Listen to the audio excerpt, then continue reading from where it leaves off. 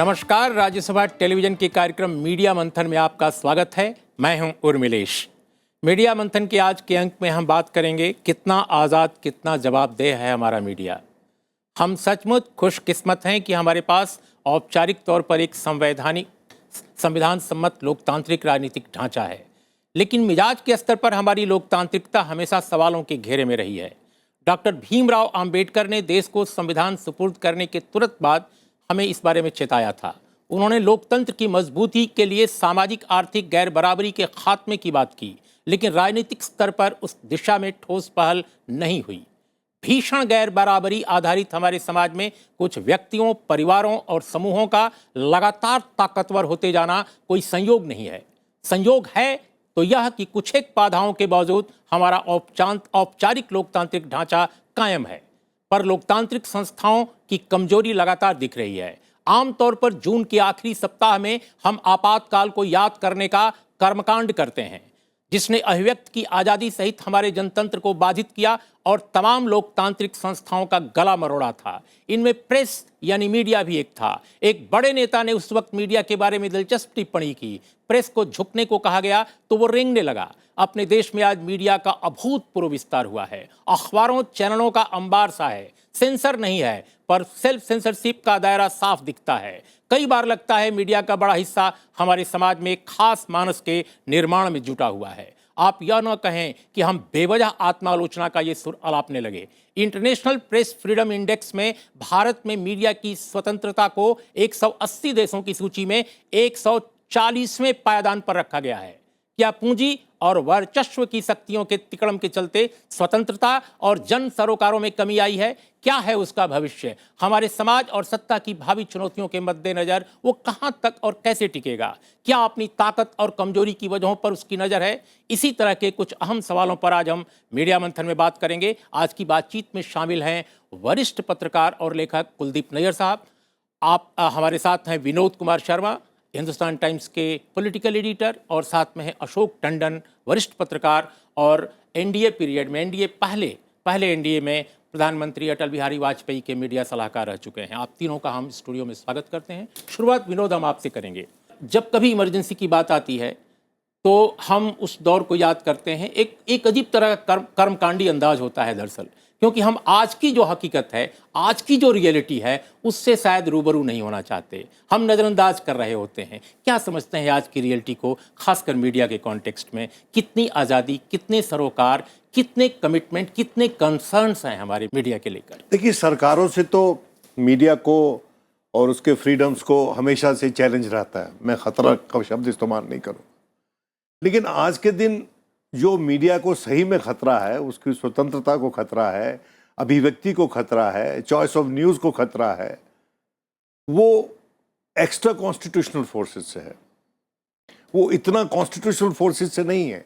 मिसाल के तौर पे आप किसी ऐसे इलाके से रिपोर्टिंग कर रहे हैं जहां पर आतंकवाद है या एक्सट्रीमिज्म है, तो वहां पर आपको उन एक्सट्रीमिस्ट ग्रुप से खतरा है। आप दिल्ली से रिपोर्टिंग कर रहे हैं और किसी ऐसे बिजनेस प्रोजेक्ट के खिलाफ आप लिख रहे हैं, तो उसमें आपको कैपिटल से खतरा है। देखिए, मीडिया भारत की पॉलिटिकल प्रोसेसेस में और उसके धन लाने की प्रक्रिया में, उसका निवेश करने की प्रक्रिया में इतना लिप्त हो चुका है कि बड़ी मुश्किल है उसके लिए कि कोई ऐसा डिसीजन ले सके। जैसे मैं और आप, मीडिया का फ्रीडम क्या है?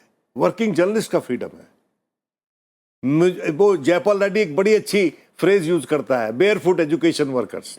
हम जो बेयरफुट एजुकेशन वर्कर हुआ करते थे, जो मिसाल हमको कुलदीप नैयर जैसे लोगों ने दी और जिसको लेके हम आगे बढ़ने की कोशिश कर रहे थे, वो रिले रेस जो है कहीं जाकर रुक गई है और उसको अब वहां से आगे ले जाना बहुत मुश्किल हो रहा है, क्योंकि बात हमारे हाथ से निकल गई है।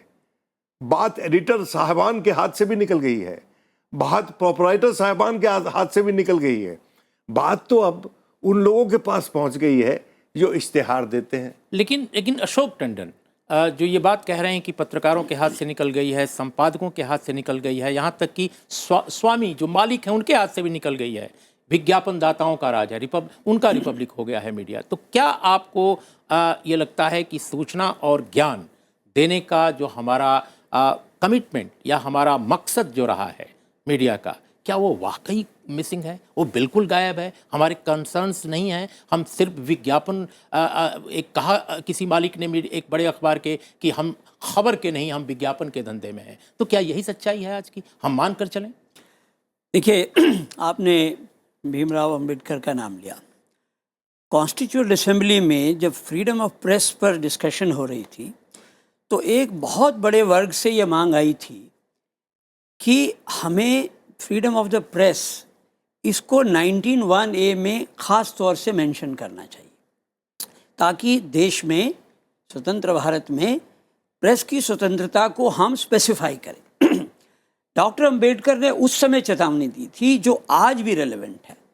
डॉक्टर अंबेडकर ने कहा नहीं, ये प्रेस की स्वतंत्रता 19(1)(a) के तहत ही रहनी चाहिए, क्योंकि 19(1)(a) देश के सभी नागरिकों को स्वतंत्रता का अधिकार देता है, अभिव्यक्ति का अधिकार देता है, और प्रेस की स्वतंत्रता उसी दायरे में रहनी चाहिए। अलग से अगर हम प्रेस की स्वतंत्रता की बात करेंगे तो आगे चलकर ऐसी परिस्थितियां पैदा हो सकती हैं जिसमें उसका नाजायज़ फ़ायदा उठाया जा सकता है, और वो नाजायज़ फ़ायदा प्रेस यानी मीडिया भी उठा सकता है।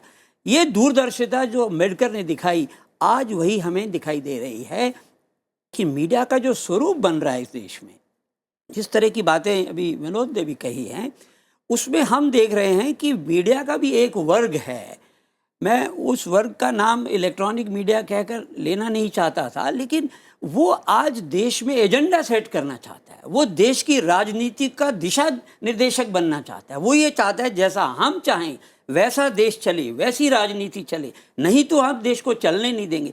ये जो मीडिया का नया स्वरूप हम देश के सामने आज देख रहे हैं, ये वही अंबेडकर की चेतावनी है कि फ्रीडम ऑफ द प्रेस के नाम पर मीडिया कहीं आउट ऑफ कंट्रोल ना हो जाए। तो मेरा ये मानना है कि मीडिया किस प्रकार से पीछे से ड्रिवन हो रहा है, जिसका एक इशारा विनोद शर्मा ने किया, उसके और पहलू भी हैं कि उन मीडिया को पीछे से ड्राइव कौन कर रहा है और क्यों कर रहा है, उसके निहित स्वार्थ क्या हैं, इस पर भी बहस होनी। लेकिन नैयर साहब, एजेंडा मीडिया सेट कर रहा है या मीडिया को एजेंडा कहीं और से मिल रहा है, पहली बात। और दूसरी बात कि आपने कल इंडियन एक्सप्रेस के अपने एक आर्टिकल में कहा कि आज भारत में जो शासक वर्ग है उसको असंवैधानिक हथकंडे अपनाने की ज़रूरत नहीं है, एक्स्ट्रा कॉन्स्टिट्यूशनल होने की ज़रूरत नहीं है। इस देश का मीडिया इतना समर्पित है उसके लिए, इस देश का मीडिया इतना प्रो एस्टैब्लिशमेंट हो गया है कि अब उसकी ज़रूरत नहीं रह गई है कि कोई ऐसी चीज़ें, ऐसे हथकंडे अपनाए जाएं जो लगे लोगों को कि ये गलत है, ये निरंकुश आचरण है। क्या कहेंगे इन दोनों पहलुओं पर? देखिए, जब ये सवाल आज़ादी के बाद आया था तो पंडित जवाहरलाल नेहरू प्राइम मिनिस्टर थे, तो उन्होंने एक वर्किंग जर्नलिस्ट एक्ट बनवाया था। उसका मतलब ये था कि आप जर्नलिस्ट को नौकरी से नहीं निकाल सकते, उसको ट्रांसफ़र कर सकते हैं ज़्यादा यही, लेकिन नौकरी से नहीं। अब आज क्या हुआ कि वर्किंग जर्नलिस्ट तो है पड़ा हुआ, अब जब मालिक हायर करता है तो वो उसको कॉन्ट्रैक्ट सिस्टम पे करता है, 2 साल का, 3 साल का, और वो जो जर्नलिस्ट है उसके सिर पे वो तलवार लटकी रहती है कि भाई 2 साल के बाद मुझे मिलेगी कि नहीं मिलेगी। तो वो फिर यही करता है कि भाई जो है चाहते हैं वह वैसा ही काम करो। लेकिन फिर भी मैं कहूँगा कि जर्नलिस्टों को या जो मीडिया वाले चैनल्स में हैं, विद इन दोज लिमिट्स, बहुत एक रेखा ऐसी है जो उसको पार करना मुश्किल है, उसके लिमिट्स वो काफ़ी अच्छा काम कर रहे हैं। जो भी उसके पास अब साधन जो भी हैं उसमें काम कर रहे हैं, लेकिन ये कि ये तलवार लटकती रहती है और उसकी वजह से अब देखिए, कोई मोदी गवर्नमेंट को ज़रूरत नहीं कि कुछ मीडिया पे कंट्रोल करे, वह वैसे ही उस हिसाब से हो जाता है कंट्रोल। और दूसरी जो बात मैं कहना चाहता हूँ ये कि अब हमारे जर्नलिस्टों में ये आदत हो गई है कि भाई प्रो एस्टेब्लिशमेंट में ज़रा फ़ायदा रहता है उसमें। तो जो हमारे वक्त में एक था कि अगर एंटी एस्टेब्लिशमेंट जर्नलिस्ट नहीं है तो वो काम का नहीं, उसे जर्नलिस्ट माना नहीं जाता। हाँ, माना ही। हाँ, वही जर्नलिस्ट हो तो एंटी एस्टेब्लिशमेंट। अब वो बात नहीं रही है। अब लगता है कि कॉम्प्रोमाइज़ करने में कोई लोग बहुत दरेज नहीं करते जर्नलिस्ट। लेकिन जो एक बात अशोक जी ने उठाई कि आपको लगता है कि मीडिया एजेंडा पूरी स्टेट के लिए या एग्जीक्यूटिव के लिए वो सेट कर रहा है, या मीडिया का एजेंडा कोई और सेट कर रहा है, जो जो जो एक कई बार चॉम्स्की कहते हैं पूरे दुनिया भर के मीडिया के बारे में कि I mean manufacturing the consent. तो मीडिया जो एजेंडा सेट कर रहा है वो किसी और का एजेंडा है या मीडिया के अंदर से आ रहा है? नहीं, वो किसी और का। देखिए, मीडिया का जो एजेंडा है, क्या जर्नलिस्ट तो काम कर रहा है ना, जो भी आप उससे हैं, लेकिन उसका जो आता है पीछे से, या तो अब मालिक चैनल्स का ज़्यादा तक जो है मालिक, वो ये प्रॉपर्टी डीलर या फोर्थ स्टेट वाला ज़्यादा हो गया क्योंकि पैसा लगता है। और जो अखबार का है वो कोई ना कोई मालिक पीछे से है। मैं समझता हूँ कि आज जर्नलिस्ट जो है वो बेचारा बहुत कोशिश करता है। कुछ तो लोग सब उधर हो जाते हैं, लेकिन कोशिश करता है। अगर मीडिया का एजेंडा सेट होता है तो वो लोग करते हैं, और वो लोग कोई मोदी गवर्नमेंट से नहीं, वो तो देखते हैं कि मोदी गवर्नमेंट क्या चाहती है, उसके हिसाब से करते हैं, और वो अपना क्लाउड यूज करते हैं। विनोद, कुलदीप नैयर साहब जो कह रहे हैं वर्किंग जर्नलिस्ट एक्ट, क्या इसको पार्लियामेंट में कभी इसे खत्म नहीं किया गया? किसी भी मूव करके, कोई पहल करके इस एक्ट को खत्म किया गया हो, ऐसा नहीं है। लेकिन ये पूरे देश के मीडिया से लगभग खत्म है। क्या वाकई भारत में अभिव्यक्त की आज़ादी, मीडिया की स्वतंत्रता और जो इस्टेब्लिशमेंट है मीडिया के, उसमें जो कमजोरी आई है, उसका एक अहम कारण यह भी है कि आज पत्रकार अपनी सुरक्षा, खासकर अपनी रोजगार संबंधी सुरक्षा को लेकर बिल्कुल असुरक्षित महसूस करता है, उस पर हमेशा तलवार लटकी रहती है। यह भी एक बड़ा कारण है। ये बात सच है, क्योंकि जो पुराने वक्तों में, जैसे कि नैयर साहब ने कहा कि जो वर्किंग जर्नलिस्ट एक्ट था, अब वो लगभग ना लागू होने के समान है, और एक कॉन्ट्रैक्ट स्थापित हो जाता है एम्प्लॉयर और एम्प्लॉई के बीच में। अब उस पर तो कोई दखल अंदाजी नहीं कर सकता। अगर मैं स्वतंत्र तरीके से जाके कहीं कॉन्ट्रैक्ट साइन कर लेता हूँ और मैं उस परिधि में नहीं रहना चाहता और वहाँ पैसे ज़्यादा मिलते हैं, तो देखिए दो तीन चीज़ें एक साथ हुई हैं। एक तो देखिए 4 पिलर्स हैं स्टेट के, और हामिद अंसारी साहब ने एक बार कहा था कि 4 पिलर्स में से एक पिलर है जो डंके की चोट पे कहता है कि मैं मुनाफाखोरी करता हूँ, और वो है फोर्थ एस्टेट। अब जो फोर्थ एस्टेट है जो मुनाफाखोरी करती है, तो उस पर साथ साथ ये भी दायित्व बनता है कि अपनी मुनाफाखोरी को हावी ना होने दे अपने सोशल मिशन पे, अपनी सोशल रिस्पॉन्सिबिलिटीज़ पे। जैसा कि अशोक साहब ने कहा, 19(1) फ्रीडम ऑफ स्पीच जो इंडिविजुअल की होती है, वहाँ से मीडिया को एक डिराइव्ड फ्रीडम ऑफ एक्सप्रेशन मिला हुआ है। हमारा जो फ्री प्रेस का कॉन्सेप्ट है, it is derived from that idea. That's so. अब मेरा बार बार ये मैं कहता हूँ कि अगर आप 2-4 चीज़ें इकट्ठी होती हुई देखें हैं कि जो पेड न्यूज़ का कॉन्सेप्ट है, वो पेड न्यूज़ का कॉन्सेप्ट कैश फॉर क्वेरी से कैसे अलग है, आप बताइए। और तीसरा, अंकल जजेस से कैसे अलग है।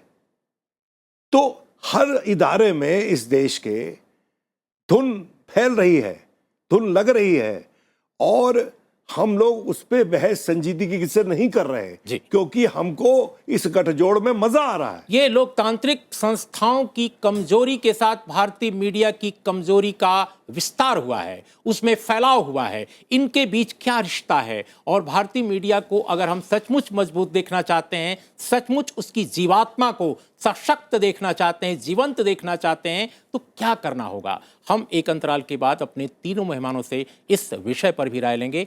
देखते रहिए मीडिया मंथन।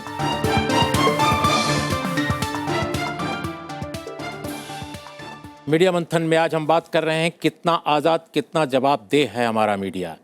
अशोक जी, अभी जो विनोद शर्मा कह रहे थे कि कैसे लोकतांत्रिक संस्थाओं पर जो प्रभाव पड़ा है, उसमें मीडिया उसका एक हिस्सा है। मीडिया में भी उसका रिफ्लेक्शन, उसकी अभिव्यक्ति देखी जा सकती है। हम समझना ये चाहते हैं कि आखिर हम कहते हैं कि हमने आपातकाल से काफ़ी सीखा, काफ़ी सबक लिया, लेकिन अगर हम राजनीतिक तौर पर देखते हैं तो आपातकाल के बाद जो लोग उस ट्रेंड, उस टेंडेंसी, उस राजनीतिक प्रवृत्ति के खिलाफ थे, उनके बारे में हम कोई कमेंट आज नहीं करेंगे। लेकिन आप देखिए क्या स्थितियां हैं।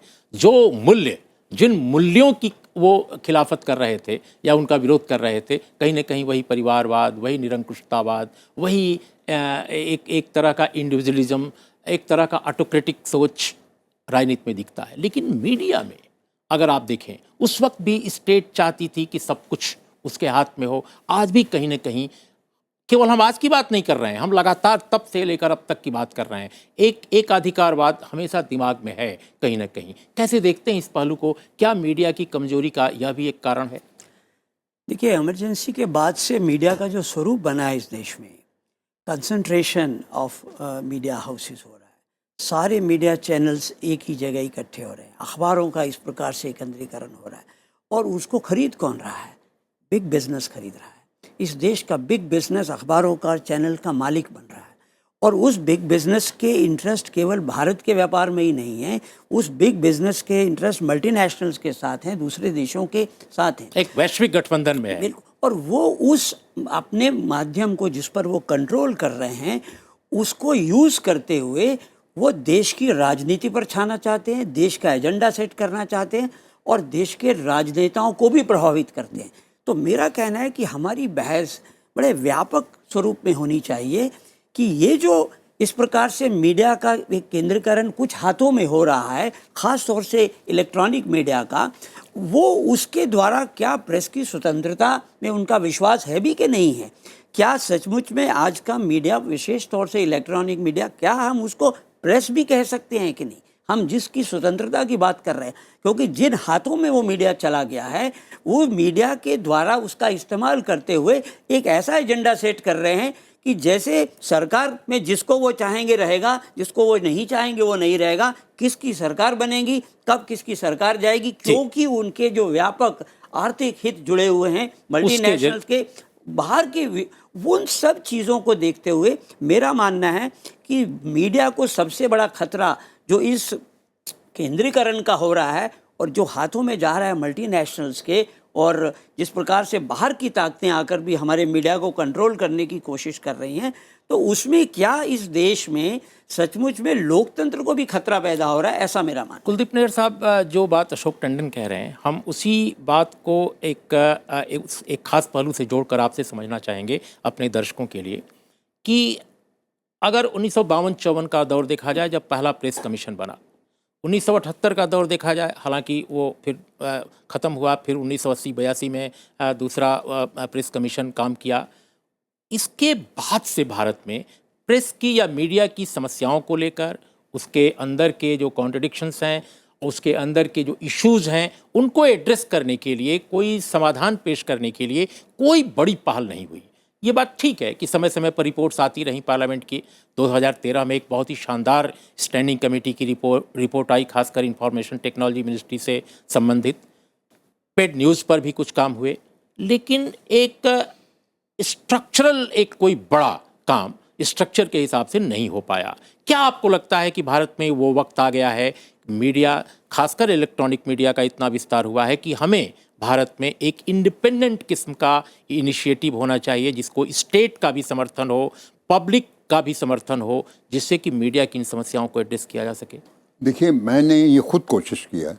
डॉक्टर मनमोहन सिंह जब प्राइम मिनिस्टर थे तो मैंने कहा कि देखिए, कमीशन, प्रेस कमीशन बना था जब इमरजेंसी के वक्त, उसके बाद तो कोई कमीशन नहीं बना, तो मीडिया कमीशन बनाइए ताकि सब पता चले क्या रिलेशन है अब रेडियो, टीवी और पेपर का, या प्रिंट मीडिया का, इलेक्ट्रॉनिक का। तो कहा हाँ, बहुत अच्छी बात है, तुम टर्म्स ऑफ रेफरेंस लिख दो।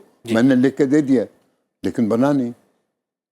फिर उसके बाद में जो गवर्नमेंट ने कोशिश की, बहुत कहा मैंने, अब अरुण जी हैं आजकल मिनिस्टर, मैं बहुत दफ़ा इनसे कह रहा हूँ, कह चुका हूँ कि भाई कोई कमीशन बनाओ ताकि सब चीज़ों को, लेकिन उनको जवाब नहीं देता। ऐसा लगता है कि जैसे एस्टेब्लिशमेंट नहीं चाहती कि भाई कोई ऐसी चीज़ें बाहर ना आए या कुछ ऐसी चीज़ ना हो जिससे कि जो अब इस वक्त एक इक्विलिब्रियम है वो कि भाई अखबार वाला लिमिटेड दायरे में काम करता है और चल रहा जा रहा है, वो उसको तोड़ना नहीं। ट्राई ने भी एक रिकमेंडेशन दिया, दो रिकमेंडेशन दिए बल्कि, ट्राई ने, TRII ने, अच्छा। लेकिन उस पर भी कोई खास बात नहीं। जो इंडस्ट्री है, जिसको इंडस्ट्री हम कहते हैं, वो इंडस्ट्री चाहती नहीं है कि इस प्रकार का कोई इंडिपेंडेंट मैकेनिज्म बने, या वो तो प्रेस काउंसिल को भी नहीं चाहते हैं। वो उनका कहना है कि हम अगर इंडस्ट्री हैं, पर हम पर आप किस बात का नियंत्रण रखते हैं? ये मीडिया की फ्रीडम के लिए ठेकेदारी हम पर क्यों है? जैसा विनोद ने कहा, हम तो पैसा कमाने के लिए आए हैं। तो जब हम पैसा कमाने के लिए आए हैं तो हम पर किसी तरह का रेगुलेशन नहीं, हम किसी वेज बोर्ड को नहीं मानते, हम कोई लेबर वो फैक्ट्री नहीं है। तो एडिटोरियल फ्रीडम, मीडिया की सैलरी स्ट्रक्चर, ये सब खत्म हो गया, क्योंकि इंडस्ट्री जो है वो इंडस्ट्री हावी होना चाहिए। लेकिन विनोद, अगर हम मीडिया को एक पब्लिक ट्रस्ट की तरह देखना चाहते हैं, जो एक आइडियल एक पोजीशन होनी चाहिए, और हम मीडिया कर्मियों का कमिटमेंट भी होना चाहिए, तो आखिर इस देश की पब्लिक, इस देश की जनता अगर मीडिया के इस चेहरे से, जो आज का चेहरा है, उससे वाकई उबी हुई है और उबेगी, तो वो पब्लिक ट्रस्ट वाला चेहरा कैसे सामने आएगा? देखो, जिस देश में गांधी जी का ट्रस्टीशिप कॉन्सेप्ट नहीं, उसकी इज्जत नहीं हुई, और वो जो पैसा, जो गांधी जी कहते थे सरमाएदारों को कि ये जो पैसा है तुम्हारे पास, it is a money held in trust, it's a public money held in trust. उस मनी का किस तरह से दुरुपयोग होता है, बैंकों से पैसे लेकर उनको वापस नहीं दिया जाता है, वो अलग विषय है। तुमने चॉम्स्की की बात कही थी। देखिए, चॉम्स्की मैन्युफैक्चर्ड ओपिनियन, कॉन्सेंट की बात करता है, लेकिन यूनिफॉर्म्ड ओपिनियन की भी कुछ मुद्दों पे बात करता है जी। कि कुछ फोर्सेस का ये रहता है उत्तेजना कि कुछ मुद्दों पे इस देश में विचार एक मत हो जाए, बिल्कुल जुदा विचार नहीं होने चाहिए उस मुद्दे। मिसाल के तौर पे कश्मीर पे एक विचार हो जाए, मिसाल के तौर पे हमारे हमसाया मुल्कों से कैसे रिश्ते रखने एक विचार हो जाए, इस देश में माइनॉरिटीज पे एक विचार हो जाए। That's the most dangerous concept. और उसके चलते मैं ये मानता हूँ, देखिए, क्या मीडिया में भी इसका रिफ्लेक्शन, बिल्कुल है, आप देखते नहीं है, आप देखते नहीं है जी। अब मेरे को, मैं ये मानता हूँ कि मुझे जो फ्रीडम दिया गया है वो इस आधार पे दिया गया है कि dissemination of information, honest dissemination of information is power, it empowers public opinion which makes democracy robust. क्या उस प्रक्रिया का सही से अनुपालन हो रहा है?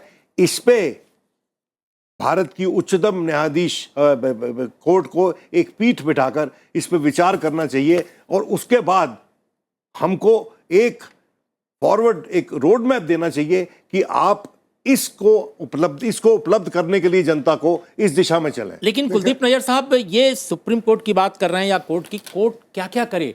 कोर्ट ने बहुत पहले कहा, और मैं समझता हूं कि 10 साल पहले, कि एयरवेव्स पब्लिक प्रॉपर्टी हैं। लेकिन हम जानते हैं कि एयरवेव्स पर किसका आधिपत्य है? स्टेट अपना आधिपत्य छोड़ने को तैयार नहीं है। इमरजेंसी में जो सवाल थे, इमरजेंसी के बाद जो सवाल थे पब्लिक ब्रॉडकास्टिंग को लेकर, क्या समझते हैं कि उससे कुछ भी सबक लिया गया? पब्लिक ब्रॉडकास्टर बेसिकली सरकारी ब्रॉडकास्टर हो गया है। और ये केवल इस रिजिम की बात मैं नहीं कह रहा हूं, लगातार जो रिजिम आई इमरजेंसी के बाद, उसने भी पब्लिक ब्रॉडकास्टर को इस रूप में नहीं रहने दिया जिस तरह से हम दुनिया के कई अन्य देशों में देखते हैं। तो ये जो पहलू भारतीय समाज का है, बहुत खास पहलू, कैसे देखते हैं सर आप? देखिए, एक तो पहले और रेमेडी और इसका समाधान क्या है? पहले मैं बात करना चाहता हूँ कि जो जर्नलिस्ट है, पत्रकार है या मीडिया मैन है, उसकी कमिटमेंट नहीं आज। अब वो समझता है कि मैं एक इंडस्ट्री का हिस्सा हूँ, प्रोफेशन नहीं, अब इंडस्ट्री हो गया। और वो इंडस्ट्री में भाई कितनी तनख्वाह मिले, क्या मिले, दूसरी चीज़ें मिले, लेकिन वो उसकी कमिटमेंट नहीं रही कि क्या एज ए जर्नलिस्ट उसकी क्या कमिटमेंट है इस देश को, अपने यहाँ क्या है, अखबार को क्या है, चैनल को क्या है, वो नहीं रही। जी। और दूसरे सवाल पर सर, जो मैंने आपसे किया पब्लिक ब्रॉडकास्टिंग को और एयरवेव्स को लेकर, हाँ, वो जो मैं समझता हूँ कि भाई ये जैसे अब प्रसार भारती है, हमारा जब हम लोगों ने इस पे एजिटेशन कर रहे थे तो हम कहते थे बीबीसी का मॉडल हो, बीबीसी का मॉडल हो। खैर वो तो नहीं हुआ, चलो ये है। लेकिन जब तक ये एक डिपार्टमेंट है INB का, आप जो मर्जी कर लीजिए, जितने बड़े नाम दे दीजिए, इसको इंडिपेंडेंट करना जरूरी है। मुझे लगता है कि आप तीनों लोगों ने इस संक्षिप्त समय के बावजूद जो महत्वपूर्ण बातें कही हैं, वो हमारे दर्शकों के लिए, मीडिया के लिए और अन्य जो स्टेक होल्डर्स हैं, जितने भी और हिस्सेदार हैं हमारी सत्ता संरचना के, सबके लिए महत्वपूर्ण है। हम चाहेंगे कि ये जो स्टूडियो की छोटी सी बहस है, वो हमारे समाज में भी, हमारी सियासत में भी, हमारे मीडिया में भी इस बहस को जगह मिले, इसका विस्तार हो। इस सप्ताह मीडिया जगत के लिए एक बहुत ही दुखद खबर है। जाने माने वरिष्ठ पत्रकार, लेखक और निरस्त्रीकरण के बहुत ही सक्रिय जीवंत कार्यकर्ता प्रफुल्ल बिदवई का एम्स्टर्डम में इसी 23 जून को निधन हो गया। हम मीडिया मंथन की तरफ से वो गहरी श्रद्धांजलि अर्पित करते हैं।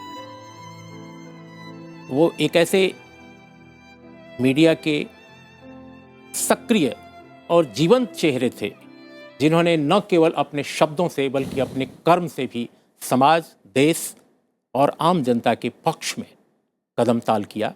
हम ऐसे मीडिया कर्मी को सलाम करते हैं। इन्हीं शब्दों के साथ मीडिया मंथन के आज के अंक का समापन करते हैं। नमस्कार, देखते रहिए राज्यसभा टेलीविज़न।